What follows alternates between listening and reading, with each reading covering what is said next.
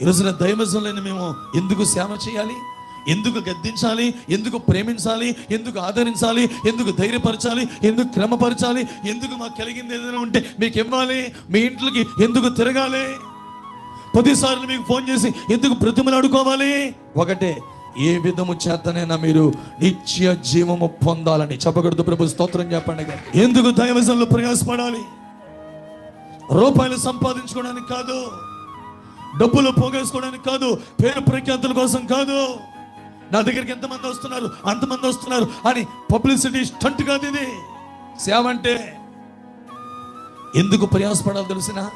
అవసరమైతే కొన్నిసార్లు ఏ తప్పు చేయకపోయినా పాదాల మట్టుకు తగ్గించుకొని క్షమించండి అమ్మా, క్షమించండి బ్రదర్, తప్పకుండా ప్రభు దగ్గరికి రండి అని ఎందుకు ప్రతిమలాడుకోవాలి తెలిసిన?